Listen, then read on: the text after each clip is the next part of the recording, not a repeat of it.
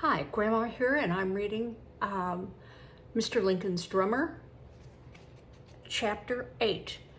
Last chapter, in Chapter 7, they went to battle, and unfortunately they had to retreat.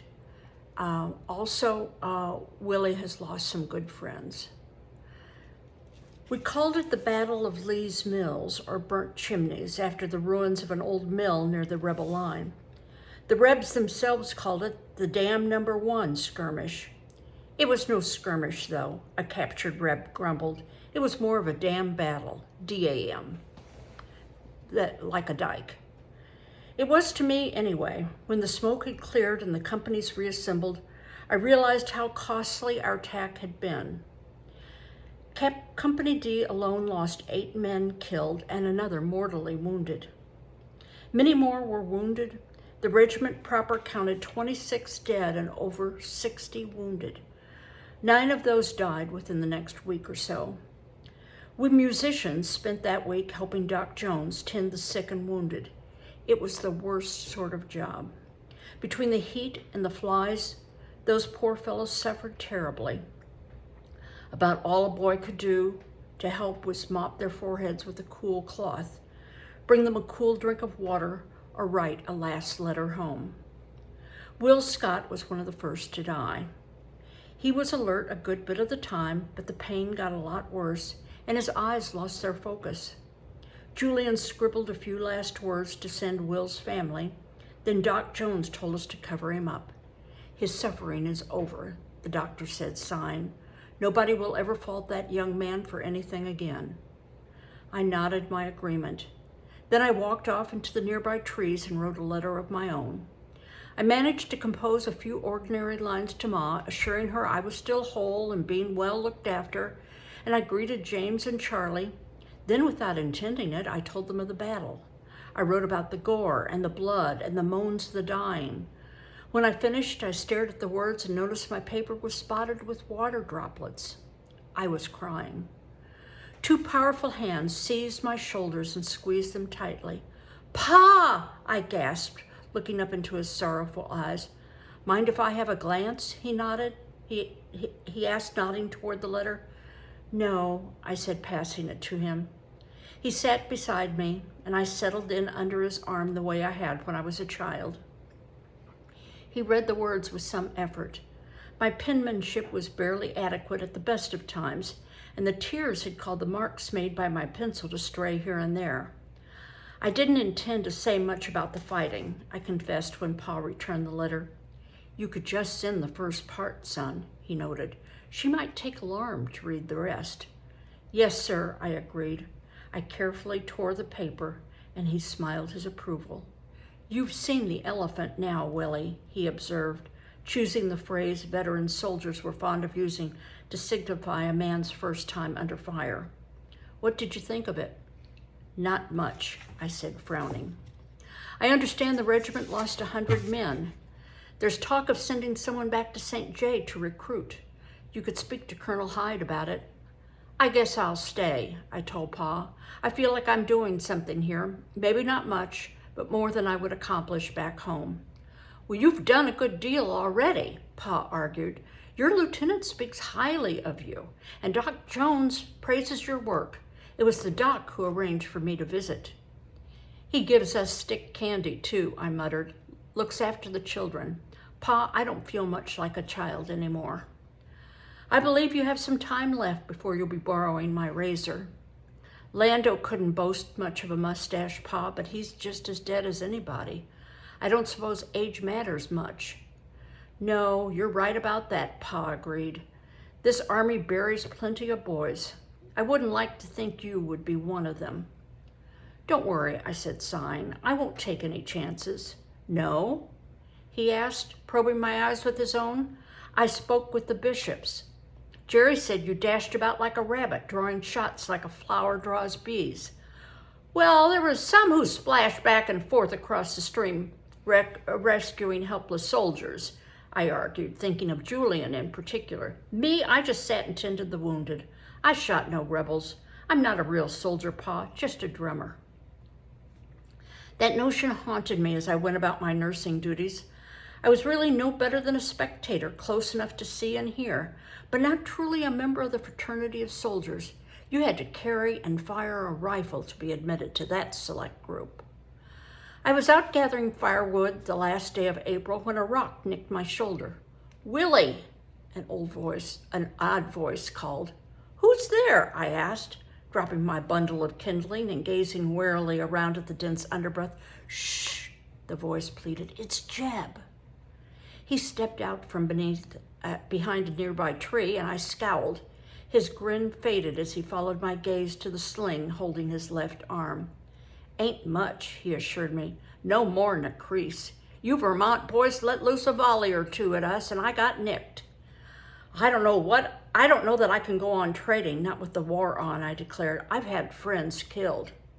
"I buried a brother," he growled. "Still, it seems like the old truce is on between the lines, and my sergeant's got a thirst for Yankee coffee." I tried to harden my eyes, but when he took off his cap and grinned, I couldn't help laughing. "You still got your ears, huh?" I asked. "Oh, poor shots, you Yankees," he observed. "I did my best to shy from range, of course. Still a good shot." "I'll get some coffee," I told him. "Here," he said, dragging a basket out from behind the tree. It contained vegetables and tobacco. "How much?" I began.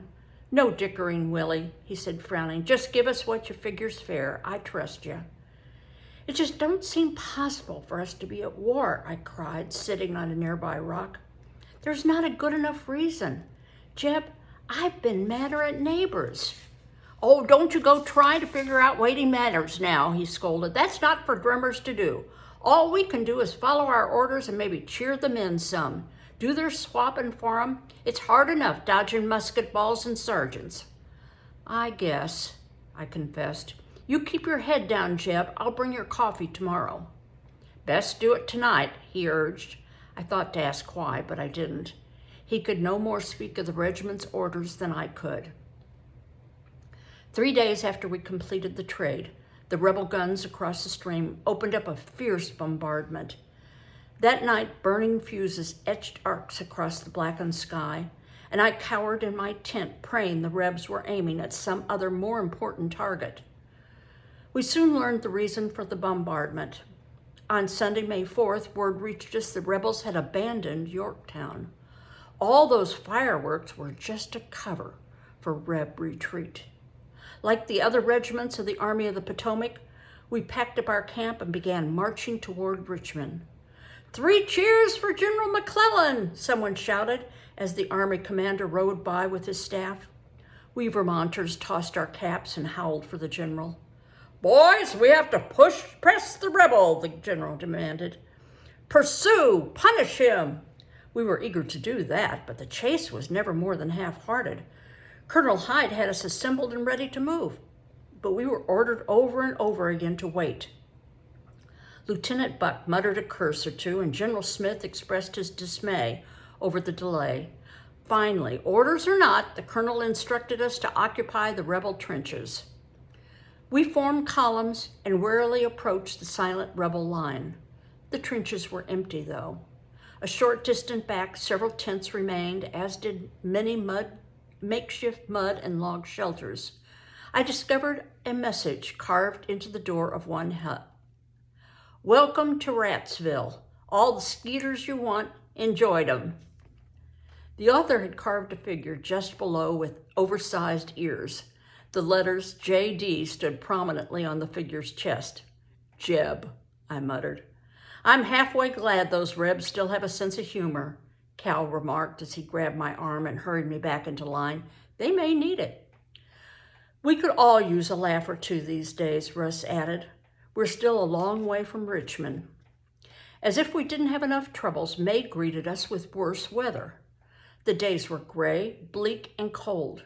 We marched through one downpour after another, and the roads only got worse. "Virginia's left the Union all right," Cal observed. "Now she's in the mud." The Vermont Brigade, as General Brooks' regiments had come to be called, cautiously followed the fleeing rebels to the pretty little town of Williamsburg. There we took up position in a narrow field between 2 creeks. Across the way, a series of imposing rebel forts frowned down at us. "They can't mean to attack that," I heard Captain Harrington object one night as I prepared to call the company to its nightly dress parade. "I'm beginning to wonder if this army means to attack anything," Colonel Hyde replied. "We lose more men to fevers than to 10 rebel regiments could kill." One morning, a whole pack of riders appeared in camp a few minutes after reveille. "Attention!" Sergeant Courier barked. "Finally," Cal said. "Orders." "At ease," Captain Harrington muttered. "There's not a general among them." In fact, they were war correspondents visiting the field. They talked with us, asked questions, and passed on news of the war. "The big news is that Norfolk has fallen," a youngish fellow from Boston explained. "President Lincoln led a few companies of soldiers into the city himself, and all the defenders were gone. It was an easy capture." "What about the Merrimac?" That's the ironclad ship, Russ asked. "Blew herself up," a second correspondent told us. "The Rebs burned what remained of the Navy Yard, but we did capture some supplies and a quantity of cotton. Now we control both banks of the James River. We can send the fleet up to Richmond and secure the city's surrender." "Then the war will be over soon," Cal said, wiping his forehead. "The Rebs won't have any stomach for a fight once Richmond falls." "Oh, I don't believe it'll be all that easy," the Bostonian said, shaking his head. "Ships alone may not thwart Joe Johnston. General McClellan believes the rebels have 100,000 men in their trenches, and more are arriving daily. Soon we may be on the defensive ourselves." I glanced around at my companions. It was not welcome news. There we were, halfway up the peninsula, and this fellow was saying we might have to fight our way back down. I don't know where the correspondents attained their news, but the Rebs facing us outside of Williamsburg were ragged scarecrows, with ranks far thinner than our own. At every turn, we drove them toward their capital, and as the final days of May dawned, we were so close to Richmond we could keep time by the sound of the city's church bells. "It won't be long, son," Pa told me. "They can't hope to stop us now." The next morning, after beating reveille, I was surprised to discover Colonel Hyde standing outside my tent. "Drummer Johnston, we have a problem," he said, frowning at me. "We do, sir?" I asked. "Or I do?" "We do," the colonel said, betraying a trace of a smile. "You have served with this regiment since December, but appears that you were never officially mustered." "I signed the book," I protested. "I have no doubt as to your intentions, sir, but the fact remains that you have drawn no pay." "Pay, sir?"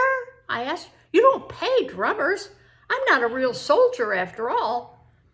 "Musicians in my regiment are allotted a full private's pay," the colonel insisted. $13 a month, dating back to December. That totals $65. Now, if that sounds agreeable, repeat after me the official oath and sign the enlistment forms." Whew, I did just that. Then I eagerly waited for Colonel Hyde to hand me my $65. The colonel noted my open hand and laughed.